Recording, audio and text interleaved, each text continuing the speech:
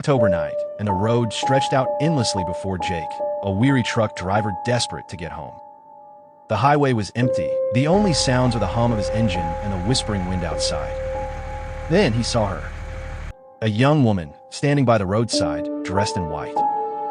She shivered in the cold, her long hair hiding her face. Jake slowed down and rolled down his window. "Are you okay, miss? Need a ride?" She nodded without a word and climbed into the truck. Her hands were ice cold. "Just take me home," she finally whispered. She gave him an address a few miles ahead, and Jake, being a good man, didn't ask questions. But something felt off. As he drove, he noticed strange things. The temperature inside the truck dropped.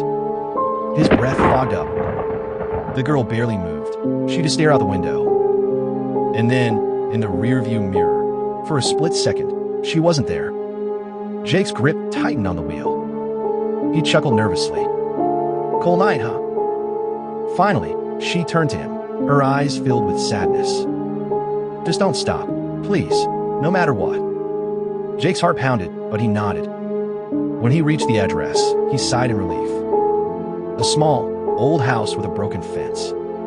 He turned to tell her they had arrived, but the seat was empty. Jake's blood ran cold. Shaking, he stepped out of the truck and knocked on the door.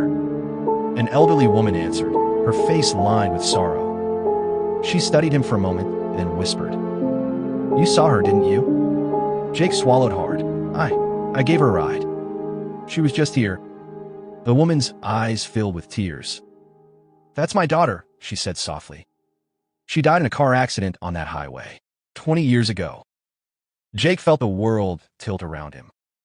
He turned back to his truck, and there, in the window, a reflection. She was smiling.